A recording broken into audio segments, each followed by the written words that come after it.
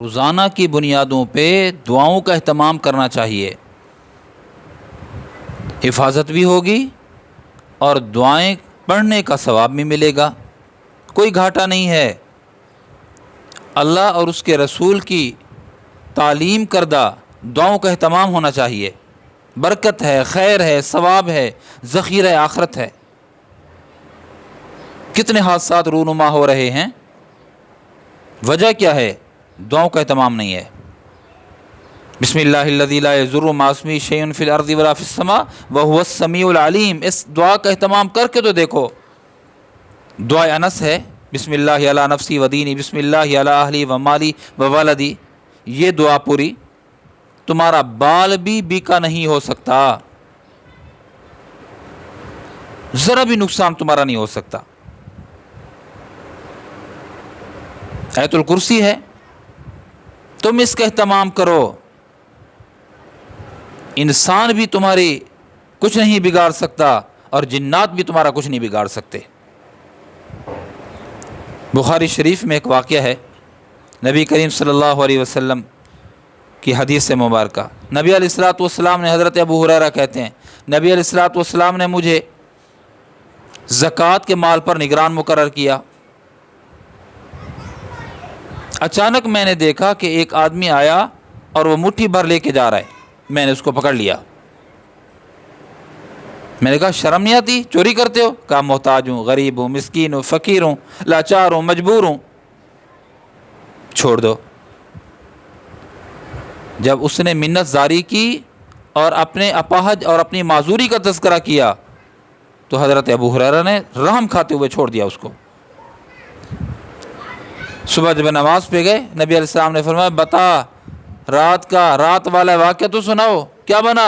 جس کو پکڑا، قید کیا کہ اللہ کے رسول بندہ ایسے آ گیا تھا، میں نے اس کو چھوڑ دیا اس کی معذوری اور عذر کرنے کی وجہ سے۔ نبی علیہ السلام نے فرمایا وہ دوبارہ آئے گا۔ اب جب دوبارہ رات ہوئی، حضرت ابو ہریرہ رضی اللہ تعالیٰ عنہ پھر وہاں نگرانی پہ بیٹھ گئے۔ پھر بندہ آ گیا، اس نے آ کر دوبارہ چوری کی۔ ابو ہریرہ رضی اللہ عنہ نے پھر پکڑ لیا، پھر عذر کیا، میں بھوکا، میرے بچے بھوکے، یہ وہ، ایسا معذوری۔ ابو ہریرہ رضی اللہ عنہ نے ترس کھاتے ہوئے پھر چھوڑ دیا۔ صبح اللہ کے نبی نے پوچھا سنا کیا بنا؟ کہا یا رسول اللہ دوبارہ آیا تھا، آپ نے فرمایا پھر آئے گا۔ تیسری رات جب آیا تو حضرت ابو ہریرہ نے پکڑ لیا، فرمایا نہیں چھوڑوں گا تجھے، تو ایک تو چور ہے، دوسرا وعدے کی خلاف ورزی کرنے والا ہے، جھوٹا ہے، میں تجھے اللہ کے نبی صلی اللہ علیہ وسلم کی خدمت میں پیش کروں گا، نہیں چھوڑوں گا۔ تو اس نے کہا کہ مجھے چھوڑ دو ابو ہریرہ، مجھے چھوڑ دو، میں آپ کو ایک بات بتاتا ہوں جو آپ کے نفع والے ہی ہے، نفع سے خالی نہیں ہے۔ حضرت ابو ہریرہ رضی اللہ تعالیٰ نے فرمایا کیا بات ہے؟ کیا بات ہے؟ تو اس نے کہا کہ تم جب بستر پر جانے لگو تو آیت الکرسی پڑھ لیا کرو۔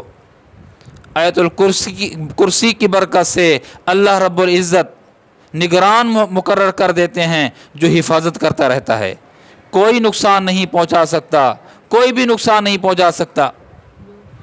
تو میرے دوستو، آیت الکرسی کا اہتمام ہونا چاہیے، بسم اللہ الذی لا یضر کا اہتمام ہونا چاہیے، دعائے انس کا اہتمام ہونا چاہیے۔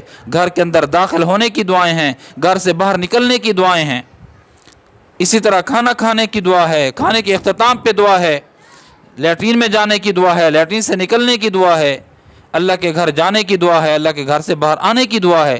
جب ہم اس کا اہتمام کریں گے ثواب بھی ملے گا، حفاظت اور تحفظ کی ذمہ داری اللہ پاک کی ہو جائے گی، پھر کوئی بھی تمہارا بال بکا نہیں کر سکتا۔ بس یہی ہے کہ ہم دعاؤں کا اہتمام تو کریں۔